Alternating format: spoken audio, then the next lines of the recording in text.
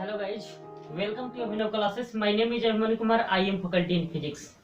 देखिए मेरे प्यारे दोस्तों एंड मेरे प्यारे विद्यार्थियों, आज के लेक्चर में हम देखने वाले हैं vector from of Coulomb's law, और इसको हिंदी में बोलते हैं कूलम्ब के नियम के सदिश स्वरूप। किसी कूलम्ब्स लॉ को हम vector from of Coulomb's law के रूप में कैसे प्रेजेंट करते हैं, यह आज के लेक्चर्स में हम देखने वाले हैं। लेकिन हम नेक्स्ट लेक्चर्स में हम कूलम्ब्स लॉ के बारे में स्टडी कर चुके थे।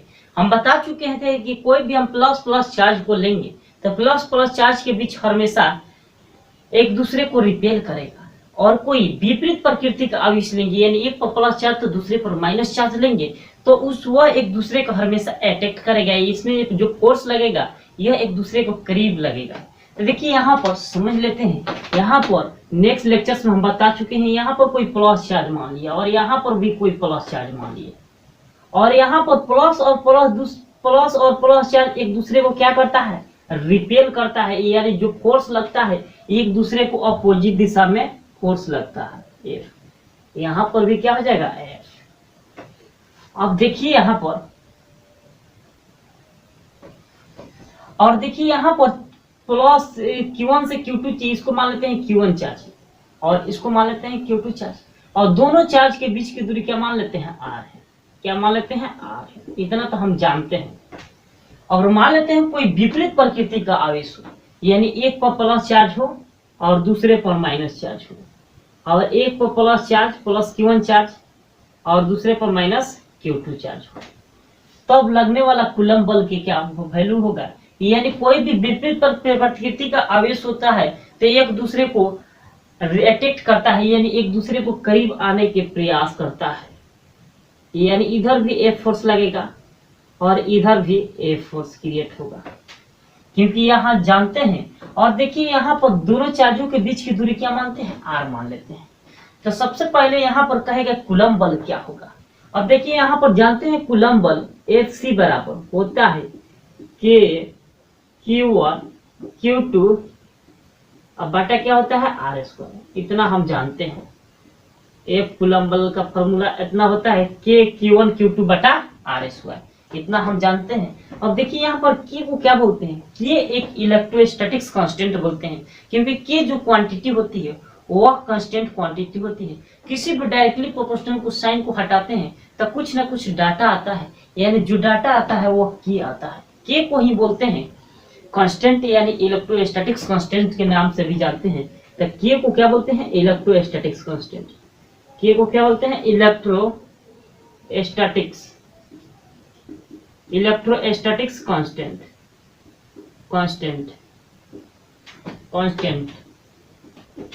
और यहाँ पर Q1 और Q2 चार्ज को क्या बोलते हैं, Q1 और Q2 चार्ज को क्या बोलते हैं, पॉइंट चार्ज। क्या बोलते हैं, point charge.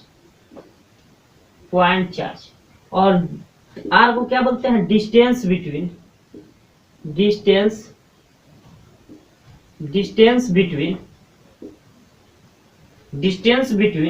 Q1 and Q2, यानी Q1 और Q2 चार्ज के बीच की दूरी को क्या बोलते हैं, R बोलते हैं। यहाँ तक तो हम देख चुके थे।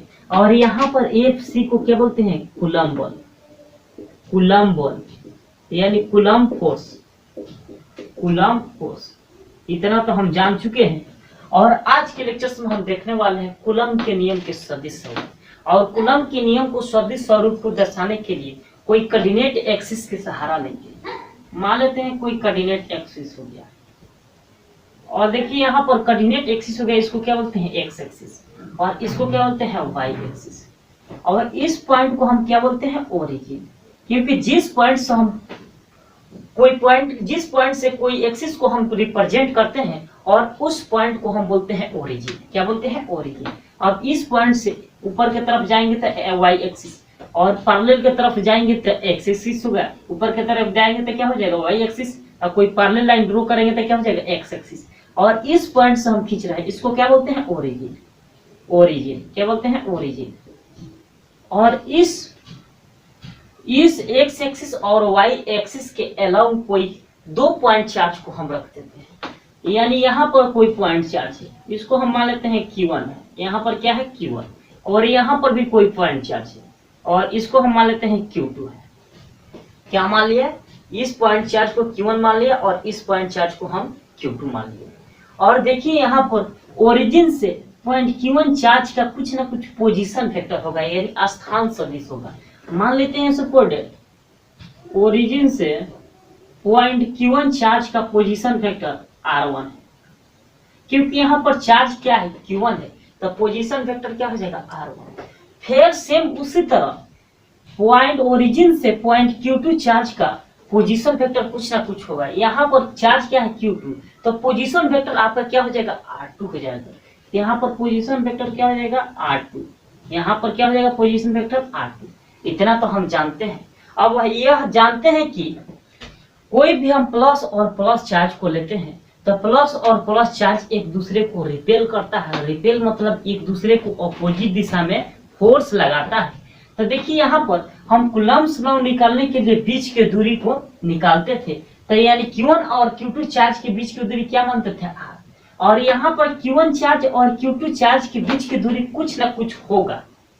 तो देखिए यहाँ पर मान लेते हैं सपोज डेट इधर से मेजरमेंट करते हैं। देखिए Q1 चार्ज की वजह से पॉइंट Q2 चार्ज पर डिस्टेंस पूछेगा, यानी तो क्या हो जाएगा डिस्टेंस R12, यानी पॉइंट Q1 चार्ज की वजह से पॉइंट Q1 चार्ज की वजह से पॉइंट Q2 चार्ज तक का डिस्टेंस क्या हो जाएगा R12, क्योंकि यहाँ पर चार्ज के मैग्नीट्यूड क्या है Q1 और यहाँ पर क्या है Q2, तो डिस्टेंस क्या हो जाएगा R12। और यहाँ पर पॉइंट Q1 चार्ज की वजह से पॉइंट Q2 चार्ज तक का डिस्टेंस क्या हो जाएगा R12। फिर उसी तरह यहाँ पर भी करेंगे। अब देखिए यहाँ पर पॉइंट Q2 चार्ज की वजह से पॉइंट Q1 तक का डिस्टेंस क्या हो जाएगा R, यहाँ पर क्या है 2 और यहाँ पर क्या है 1, तो क्या हो जाएगा R21, इतना लिख देंगे। और Q1 चार्ज को हम Q2 चार्ज से क्या कर देंगे मिला देंगे। तो हम जानते हैं कि कोई भी प्लस चार्ज होता है और प्लस प्लस एक दूसरे को क्या करता है रिपेल करता है, यानी एक दूसरे को अपोजिट दिशा में फोर्स लगाता है। इधर भी लगेगा एक फोर्स अपोजिट दिशा में। अब यहाँ पर थोड़ा इम्पोर्टेंट फैक्ट है, यहाँ पर थोड़ा समझ लीजिए आप लोग। अब देखिए यहाँ पर Q1 चार्ज पर पॉइंट Q2 चार्ज की वजह से लगने वाला फोर्स क्या हो जाएगा F12। Q1 चार्ज पर पॉइंट Q2 चार्ज की वजह से पॉइंट Q1 चार्ज पर लगने वाला फोर्स क्या हो जाएगा F12। अब यहाँ पर देखिए यहाँ पर लगने वाला फोर्स क्या हो जाएगा F12। अब यहाँ पर निकालेंगे पॉइंट Q2 चार्ज पर पॉइंट Q1 चार्ज की वजह से लगने वाला पॉइंट Q2 चार्ज पर फोर्स का वैल्यू क्या हो जाएगा 21, क्योंकि यहाँ पर समझते हैं इस तरह समझते हैं पॉइंट Q2 चार्ज पर पॉइंट Q1 चार्ज की वजह से लगने वाला फोर्स क्या हो जाएगा F21। इसको हम इस तरह समझते हैं पॉइंट Q1 चार्ज पर पॉइंट Q2 चार्ज की वजह से लगने वाला फोर्स क्या हो जाएगा F12। अब हमको इतना प्रूफ करके दिखाना है कि क्या F12 बराबर F-21 के बराबर होता है कि नहीं, क्योंकि यहाँ पर डायरेक्शंस ऑपोजिट है, तो F12 बराबर F-21 के बराबर होता है कि नहीं, इतना हमको प्रूफ करके दिखाना है। और इससे पहले जितने भी लोग मेरे वीडियो को लाइक और मेरे YouTube चैनल को सब्सक्राइब नहीं किए हैं, तो सबसे पहले मेरे वीडियो को लाइक और मेरे YouTube चैनल को सब्सक्राइब करना आप लोग ना भूलिए। तो देखिए यहाँ तक तो हम देख लिए। अब देखिए यहाँ पर R1 और R2 को क्या बोलते हैं पोजीशन वेक्टर। क्या बोलते हैं पोजीशन वेक्टर। पोजीशन वेक्टर क्या बोलते हैं पोजीशन वेक्टर। क्या बोलते हैं पोजीशन वेक्टर। और फिर उसी तरह यहाँ पर R12 को क्या 21 को क्या बोलते हैं पोजीशन वेक्टर। 1 को 2 को क्या बोलते हैं डिस्टेंस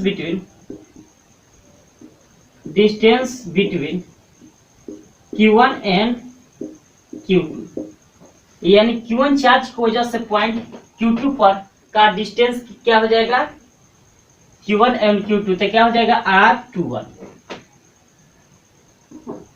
यहाँ पर 2 यहाँ पर क्या हो जाएगा 1, क्योंकि पॉइंट Q2 चार्ज की वजह से पॉइंट Q1 चार्ज के बीच डिस्टेंस क्या हो जाएगा R21 और 1 2 distance.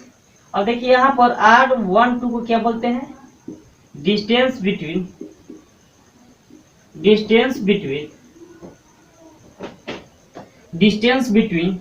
Point charge distance between point POINT point charge due to 1 and 2।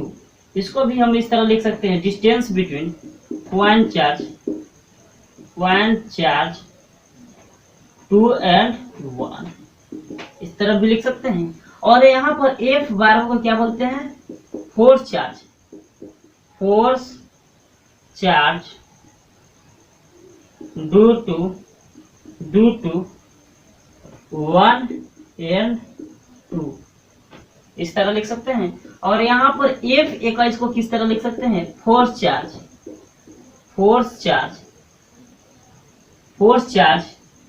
Due to 2 and 1, यानी यहाँ पर F12 को क्या बोलते हैं? F12 यानी पॉइंट Q2 चार्ज की वजह से, पॉइंट Q2 चार्ज की वजह से लगने वाला फोर्स F12, और पॉइंट Q2 चार्ज पर पॉइंट Q1 चार्ज की वजह से लगने वाला फोर्स F21, यानी force charge due to 1 and 2, इस तरह लिख सकते हैं। अब यहाँ पर हमको प्रूव करके दिखाना है कि F12 बराबर F-21 के बराबर होता है या नहीं, इतना हमको प्रूव करके दिखाना है।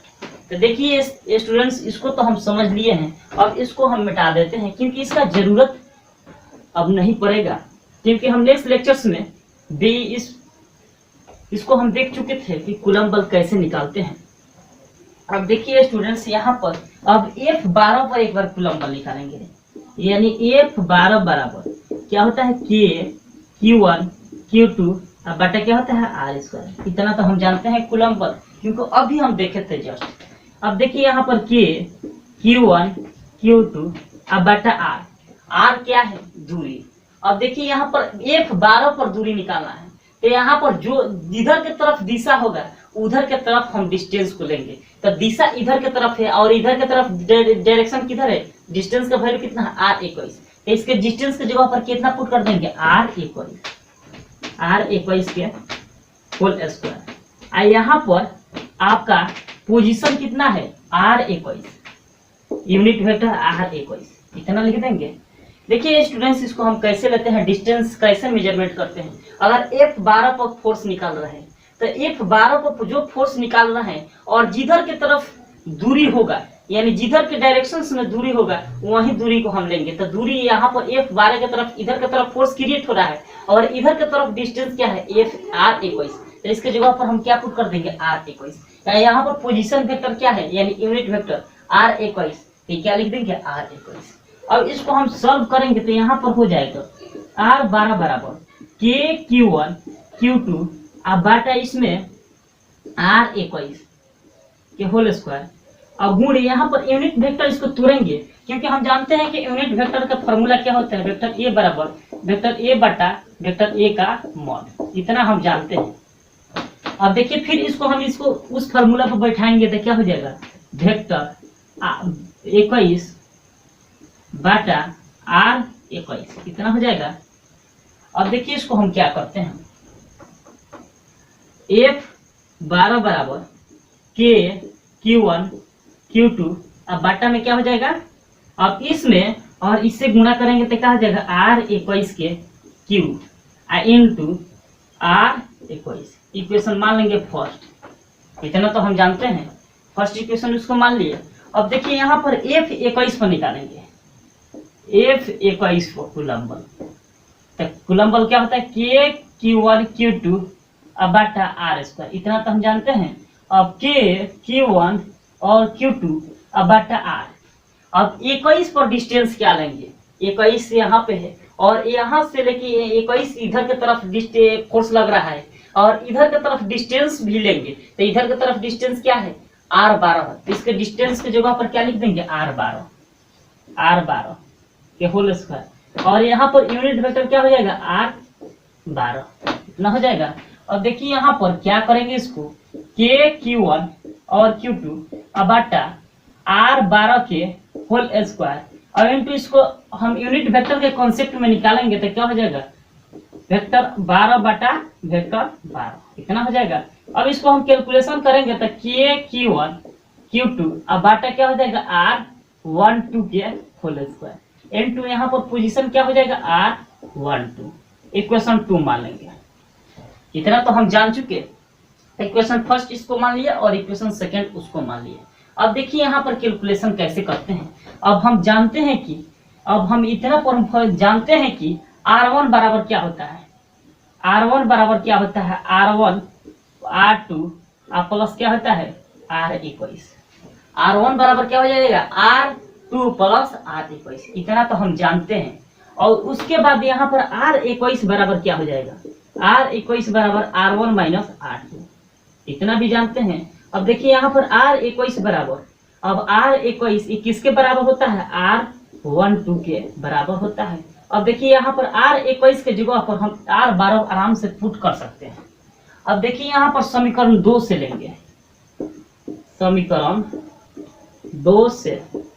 अब देखिए यहाँ पर समीकरण 2 क्या है, n है f21 बराबर k q1 q2 अब बाटा। अब देखिए यहाँ पर r12 की जगह पर कितना पुट कर सकते हैं, r21, क्योंकि इसके इक्वल होता है।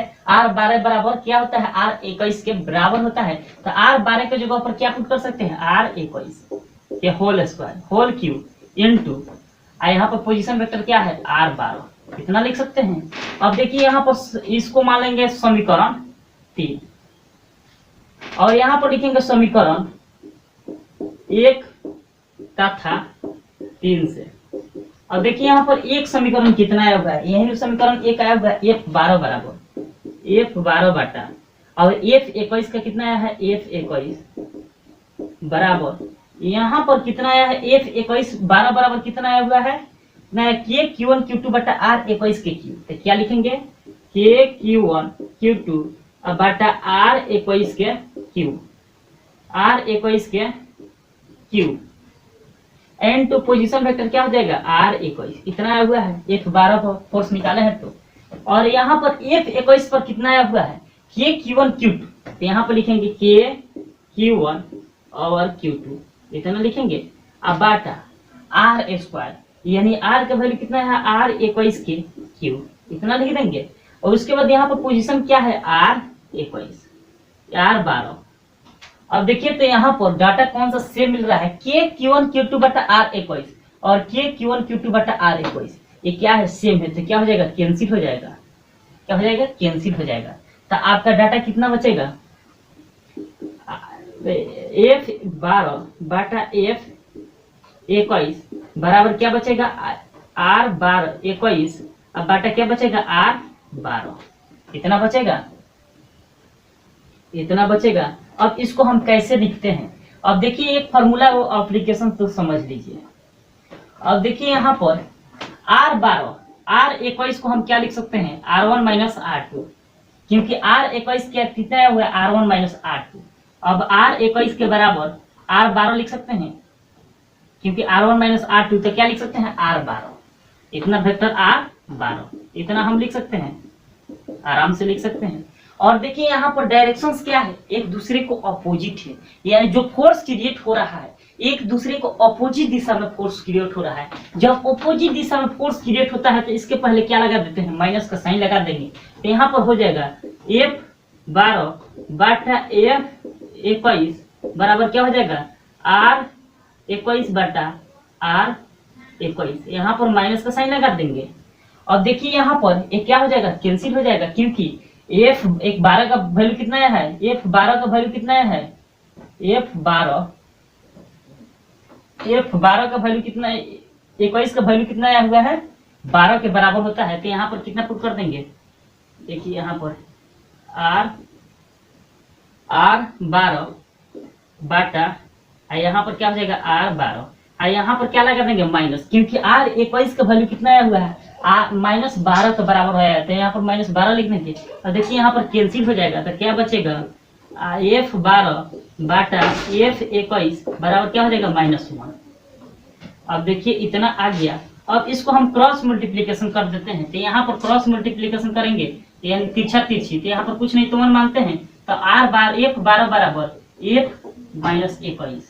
अब देखिए तो यहाँ पर डायरेक्शंस ऑपोजिट आ गया कि नहीं, f12 बराबर f माइनस 21, यानी प्रूफ हो गया। कितना प्रूफ करना था हमको, F12 बराबर F-21 के बराबर प्रूफ करना था और प्रूफ हो गया। इसी को हम बोलते हैं vector from of Coulomb's law, यानी किसी वेक्टर को हम कूलम यानी कूलम के नियम को किसी वेक्टर फॉर्म में हम कैसे लिखते हैं, और इसी तरह करके स्टेप बाय एक स्टेप किसी कूलम के नियम को हम वेक्टर फॉर्म में लिखते हैं यानी रिप्रेजेंट करते हैं। तो देखिए स्टूडेंट्स यहाँ तक तो समझ लिए, लेकिन इसको इस फिगर को एक बार और हम समझ लेते हैं। मान लेते हैं कोई कोऑर्डिनेट एक्सिस हो गया और उस कोऑर्डिनेट एक्सिस में आपका ओरिजिन होता है, जिस पॉइंट से हम स्टार्ट करते हैं और उस पॉइंट को हम बोलते हैं ओरिजिन, और इस पॉइंट से हम स्टार्ट करते हैं इसको क्या बोलते हैं ओरिजिन। और यहाँ पर इस ओरिजिन के इस कोऑर्डिनेट एक्सिस के अंदर कोई दो पॉइंट चार्ज को हम ले लिए। पहला पॉइंट Q1 चार्ज को ले लिए और दूसरा पॉइंट Q2 चार्ज को हम ले लिए। और देखिए पॉइंट Q1 और पॉइंट Q2 चार्ज को हम ले लिए, और देखिए यहाँ पर ओरिजिन से पॉइंट Q1 चार्ज का कुछ ना कुछ पोजीशन वेक्टर होगा, लेकिन यहाँ पर क्या है Q1 है तो यहाँ पर डिस्टेंस पोजीशन वेक्टर क्या हो जाएगा R1। और फिर उसी तरह पॉइंट Q1 ओरिजिन से पॉइंट Q2 चार्ज का पोजीशन वेक्टर क्या हो जाएगा R2। इतना तो हम समझ लिए। उसके बाद यहाँ पर डिस्टेंस में थोड़ा बहुत कंफ्यूजन रहता है, उसी कंफ्यूजन को हम दूर करते हैं। कैसे दूर करते हैं, देखिए यहाँ पर कोई भी प्लस और प्लस चार्ज रहता है तो यह एक दूसरे को रिपेल करता है, यानी जो फोर्स लगाता है यह एक दूसरे को अपोजिट दिशा में फोर्स लगाता है। और कूलम के नियम को हम निकालते हैं तो बीच के यानी Q1 और Q2 चार्ज के बीच कुछ ना कुछ डिस्टेंस अवेलेबल होना चाहिए। तो यानी Q1 और Q2 चार्ज के बीच डिस्टेंस निकालना है, तो हम कैसे निकालते हैं। देखिए यहाँ पर तो अगर मान लेते हैं डिस्टेंस इधर की तरफ निकालते हैं तो कैसे डिस्टेंस निकालते हैं। अब देखिए यहाँ पर पॉइंट Q1 चार्ज की वजह से पॉइंट Q2 चार्ज के बीच डिस्टेंस क्या हो जाएगा R12। पॉइंट Q1 चार्ज की वजह से पॉइंट Q2 चार्ज के बीच डिस्टेंस क्या हो जाएगा R12, क्योंकि यहाँ पर क्या है 1 है और यहाँ पर क्या है चार्ज 2, तो क्या हो जाएगा डिस्टेंस R12। फिर उसी तरह पॉइंट Q2 चार्ज की वजह से पॉइंट Q1 पर डिस्टेंस क्या हो जाएगा R21, क्योंकि यहाँ पर चार्ज क्या है Q2 और यहाँ पर चार्ज क्या है 1, तो क्या हो जाएगा डिस्टेंस R21। और फिर क्या करते हैं, इसमें हम जानते हैं कि कोई भी प्लस और प्लस चार्ज रहता है तो प्लस और प्लस चार्ज एक दूसरे को ऑपोजिट दिशा में फोर्स क्रिएट करता है। अब यहाँ पर ये भी प्लस चार्ज है और ये भी प्लस चार्ज है। जब प्लस और प्लस चार्ज होता है तो एक दूसरे को क्या करता है रिपेल करता है। तो रिपेल कैसे करेगा, देखिए यहाँ पर पॉइंट चार्ज Q1 है और Q1 चार्ज पर फोर्स Q2 लगाएगा, यानी Q1 चार्ज पर फोर्स Q2 के द्वारा लगाया जाएगा तो यहाँ पर फोर्स लगेगा तो फोर्स का वैल्यू होगा F12, क्योंकि यहाँ पर चार्ज का वैल्यू क्या है 1 और यहाँ पर क्या है 2, तो यहाँ पर लगने वाला फोर्स का वैल्यू क्या हो जाएगा F12। पॉइंट Q1 चार्ज की वजह से पॉइंट Q2 चार्ज पर लगने वाला Q1 चार्ज पर पॉइंट Q2 चार्ज की वजह से लगने वाला फोर्स क्या हो जाएगा F12। फिर उसी तरह यहाँ पर भी निकालेंगे, पॉइंट Q2 चार्ज पर पॉइंट Q1 चार्ज की वजह से लगने वाला फोर्स क्या हो जाएगा F21 कैसे होगा, यहाँ पर इधर की तरफ फोर्स लग रहा है, किधर से लग रहा है 1 से, यानी Q1 चार्ज लगा रहा है किस पर Q2 पर फोर्स लगा रहा है, तो यहाँ पर क्या हो जाएगा तो Q2 यानी F2, यहाँ पर क्या है Q1 चार्ज है तो यहाँ पर क्या हो जाएगा यानी फोर्स लगेगा F21। अब हमको यह दिखाना है प्रूफ करके क्या कूलम के नियम को हम वेक्टर फॉर्म के रूप में दर्शा सकते हैं या नहीं। हाँ बिल्कुल दर्शा सकते हैं, क्योंकि यहाँ पर एक दूसरे के ऑपोजिट दिशा में फोर्स क्रिएट होता है। जब ऑपोजिट दिशा में फोर्स क्रिएट होता है तो उसके पहले हम निगेटिव का साइन लगाते हैं, यानी F12 बराबर F-21 के बराबर हमको प्रूफ करके दिखाना है। तो कैसे दिखाते हैं, और इस तरह करके हम स्टेप बाय स्टेप दिखाते हैं। यानी R1 और R2 को क्या बोलते हैं पोजीशन वेक्टर, और R21 को क्या बोलते हैं distance between point charge 2 and 1, और R12 को क्या बोलते हैं distance between point charge due to 1 and 2। F12 को क्या बोलते हैं force charge due to 1 and 2, और F21 को क्या बोलते हैं force charge due to 2 and 1। अब यहाँ पर F12 पर कूलम बल निकालेंगे तो क्या हो जाएगा कि Q1 Q2 बटा R², इतना तो हम जानते हैं। अब यहाँ पर दूरी वैसा दूरी लेंगे जिधर की तरफ फोर्स क्रिएट हो रहा है वही अलाप का दूरी लेंगे। और देखिए F12 है फोर्स यहाँ से इधर की तरफ डिस्टेंस क्या है, यानी आपका R21 है, तो डिस्टेंस भी क्या ले लेंगे R21 की Q, यहाँ पर यूनिट वेक्टर क्या हो जाएगा R21। और इसको यूनिट वेक्टर के कॉन्सेप्ट में निकालेंगे कि यूनिट वेक्टर क्या होता है, वेक्टर ए बराबर वेक्टर ए बटा वेक्टर ए का मॉड होता है। इस तरह निकालेंगे तो r21 बटा r21 हो जाएगा। तो अब इसको हम इसमें गुणा कर देंगे तो क्या हो जाएगा, r21 के Q into r21। Equation first मान लेंगे। अब यहाँ पर 21 पर निकालेंगे कूलम बल। तो हम जानते हैं कूलम बल का फॉर्मूला क्या होता है, के Q1 Q2 बटा r स्क्वायर। अब के Q1 Q2 बटा r 12 का whole square into position vector क्या है, पोजीशन के यूनिट वेक्टर क्या है r12। तो r12 ले लेंगे। अब देखिए यहाँ पर इसको r यूनिट वेक्टर के कॉन्सेप्ट में निकालेंगे तो r12 बटा r12 हो जाएगा। और इसमें और इससे गुणा करेंगे तो क्या हो जाएगा, r12 के क्यू हो जाएगा, क्या हो जाएगा, क्यू हो जाएगा इंटू r12। इतना हम लिख लेंगे।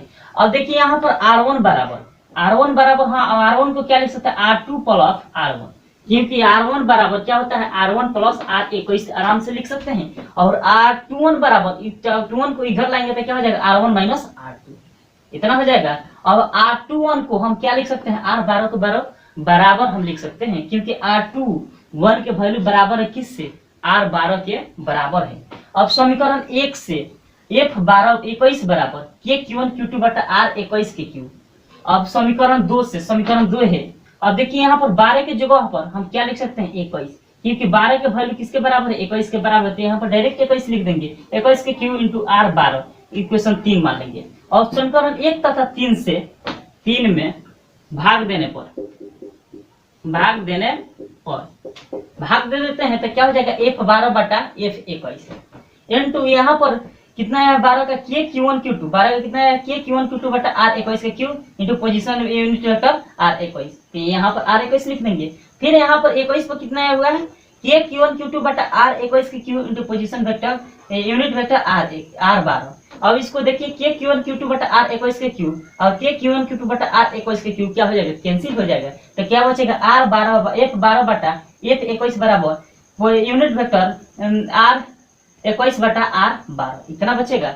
अब देखिए यहाँ पर एक इंपॉर्टेंट फैक्ट है। अब r21 को r1 माइनस r2 लिख सकते हैं। अब r21 बराबर, अब r1 माइनस r2 के वैल्यू किसके बराबर होता है, r12 के बराबर होता है। और यहाँ पर डायरेक्शंस क्या है, एक दूसरे को अपोजिट है। जब अपोजिट रहता है तो क्या लगा देते हैं, माइनस का साइन लगा देते हैं। तो यहाँ पर एक दूसरे को अपोजिट है, तो यानी r21 के जगह पर हम क्या पुट कर सकते हैं, r12 पुट कर सकते हैं। तो यहाँ पर क्या लिख सकते हैं, -12, क्योंकि यहाँ पर अपोजिट डायरेक्शन, तो यहाँ पर क्या लगाएंगे, माइनस का साइन लगा देंगे तो r12 बटा r12। और ये क्या हो जाएगा, कैंसिल हो जाएगा एक दूसरे से। तो यहाँ पर क्या हो जाएगा वैल्यू -1। अब f12 में और f-1 में गुणा करेंगे तो क्या हो जाएगा, f12 बराबर f-21। यानी यहाँ पर तो हम समझ गए कि कूलम लॉ को किसी वेक्टर फॉर्म में f12 बराबर f-21 के बराबर होता है। यानी कूलम लॉ में जो फोर्स क्रिएट होता है यह एक दूसरे को अपोजिट दिशा में क्रिएट होता है। यानी किसी कूलम लॉ को वेक्टर फॉर्म के रूप में ऐसे दर्शाते हैं, यानी इसी को हम बोलते हैं vector form of Coulomb's law के नाम से जानते हैं। आज के लिए इतना ही, लेकिन नेक्स्ट लेक्चर्स में आप लोग कहीं नहीं जाइएगा, क्योंकि वहां पर देखने वाले हैं electric charge and electric field. यानी इलेक्ट्रिक फील्ड क्या होता है, वो बहुत इंपॉर्टेंट कंसेप्ट है, क्योंकि बोर्ड एग्जाम में बहुत बार रिप्रेजेंट करते रहता है। ये भी बोर्ड एग्जाम में 2-3 बार रिप्रेजेंट कर चुका है और इस कंसेप्ट को बहुत अच्छे से सीख लेंगे, क्योंकि ये स्टेप बोर्ड एग्जाम में कभी कभी डायरेक्ट पूछ देता है। जब भी पूछता है तो 5 मार्क में पूछता है। तो स्टूडेंट्स इस पर बहुत ज्यादा गौर से हम लोग ध्यान देंगे। आज के लिए इतना ही, लेकिन नेक्स्ट लेक्चर्स में आप लोग कहीं नहीं जाइएगा। आज के लिए इतना ही। Thank you so much.